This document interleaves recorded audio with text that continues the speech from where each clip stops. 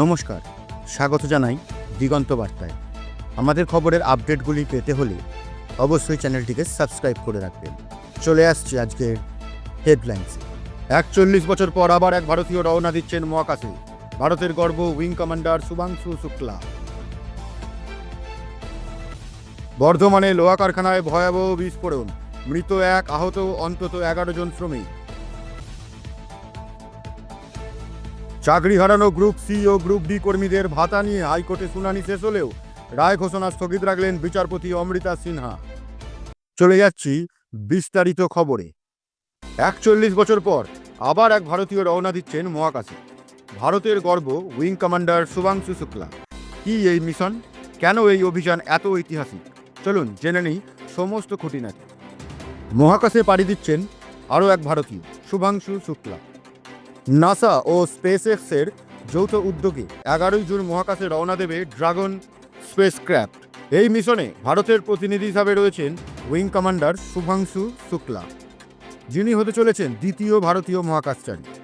1984 সালে রাকেশ শর্মা মহাকাশে গিয়েছিলেন সোভিয়েত রকেটে। তারপর দীর্ঘ 41 বছর পর ফের একজন ভারতীয় যাচ্ছেন মহাকাশে, এইবার আমেরিকার স্পেসএক্সের মাধ্যমে। এই মিশনের নেতৃত্বে রয়েছেন অভিজ্ঞ নাসা অ্যাস্ট্রোনট পেগি উইলসন। শুভাংশু ছাড়াও এই অভিযানে অংশ নিচ্ছেন ভারত, আমেরিকা, পোল্যান্ড এবং হাঙ্গেরির মতো 4 মহাকাশচারী। তারা 14 দিন মহাকাশে কাটাবেন এবং 60টিরও বেশি বৈজ্ঞানিক গবেষণায় অংশ নেবেন। শুভাংশু শুক্লা জন্ম 1985 লখনৌ, উত্তরপ্রদেশে। ন্যাশনাল ডিফেন্স একাডেমি থেকে স্নাতক হন। 2000 ঘন্টার বেশি ফ্লাইট টাইম, মিগ-21, সুখোই, হক এই সমস্ত ফ্লাইট জেট চালানোর অভিজ্ঞতা রয়েছে তার। 2019 সাল থেকে উইং কমান্ডার পদে রয়েছেন তিনি।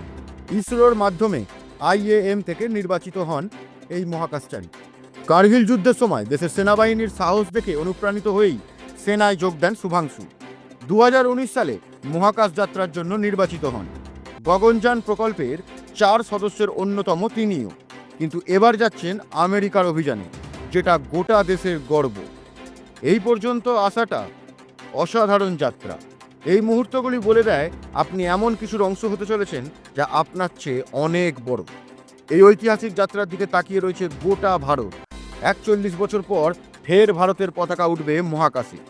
আমরা দিগন্ত বার্তার তরফ থেকে শুভাংশুকে জানাই অনেক অনেক শুভেচ্ছা ও অভিনন্দন। চলে যাচ্ছি পরবর্তী প্রতিবেদনে। বর্ধমানের পালিতপুরে একটি লোহার রড তৈরির কারখানায় ঘটে গেল ভয়াবহ দুর্ঘটনা। বিকেল 4:30 নাগাদ একটি ফার্নেস বিস্ফোরণে ফেটে পড়ে, যার জেরে প্রাণ হারালেন এক ব্যক্তি এবং গুরুতর আহত হলেন অন্তত 11 জন শ্রমিক। জানা গিয়েছে, বিস্ফোরণের সময় কারখানায় চলছিল দৈনিক শিফটের কাজ। লোহার রড তৈরির কাঁচামাল একটি লরি থেকে নামানোর সময় ঘটে দুর্ঘটনাটি।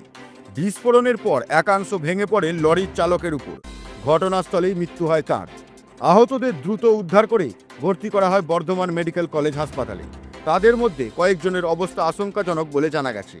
পুলিশ ঘটনাস্থলে পৌঁছে তদন্ত শুরু করেছে।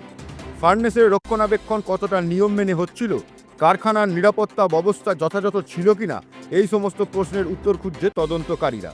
প্রায় 400 শ্রমিক কাজ করেন এই কারখানায়, কিন্তু এই ধরনের নিরাপত্তাহীন পরিবেশে এত শ্রমিকের জীবন প্রতিদিন ঝুঁকিতে রয়েছে বলেই মনে করছেন বিশেষজ্ঞরা। শুনে নেব পরবর্তী খবর। 2016 সালের SSC প্যানেলে থাকা প্রায় 26,000 জনের চাকরি বাতিল করে সুপ্রিম কোর্ট।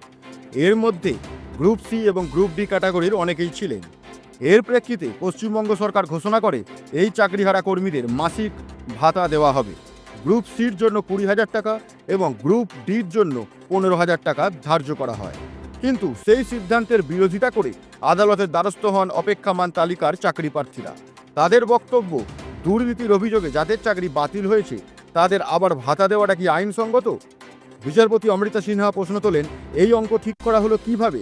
এত তাড়াহুড়ো করে কেন ভাতার ঘোষণা করা হলো? তিনি জানতে চান, কোনো স্কুটিনি ছাড়াই কেন এই সিদ্ধান্ত? রাজ্যের অ্যাডভোকেট জেনারেল কিশোর দত্ত বলেন, এই ভাতা মানবিকতার খাতিরে দেওয়া হচ্ছে। অপেক্ষমান প্রার্থীদের এতে কোনো ব্যক্তিগত ক্ষতি হচ্ছে না। যারা ভাতা পাচ্ছেন তাদের মামলার পক্ষভুক্ত করা হয়নি। প্রতিবাদী পক্ষের বক্তব্য, আইনজীবী বিকাশ ভট্টাচার্য এবং বিক্রম বন্দ্যোপাধ্যায় বলেন, বেকার যুবকদের ভাতা দেওয়া হচ্ছে না, অথচ সুপ্রিম কোর্টে যাদের দাগি বলে চিহ্নিত করা হয়েছে তাদের টাকা দেওয়া হচ্ছে। এটাই বেআইনি। দুপক্ষের বক্তব্য শোনার পর বিচারপতি জানান রায়ের বিষয়ে পরে সিদ্ধান্ত নেওয়া হবে, অর্থাৎ রায়দান আপাতত স্থগিত। এই মামলার রায় কোন দিকে গড়ায় এখন নজর সেই দিকেই। সমস্ত বিষয়ে আরও আপডেট পাওয়ার জন্য চোখ রাখতে হবে দিগন্ত বার্তায়। আমাদের প্রতিদিনের সেরা খবরগুলি শোনার জন্য অবশ্যই সাবস্ক্রাইব করে রাখতে হবে দিগন্ত বার্তা ইউটিউব চ্যানেলটি। আজকের মতো বিদায় নিচ্ছি, শুভরাত্রি।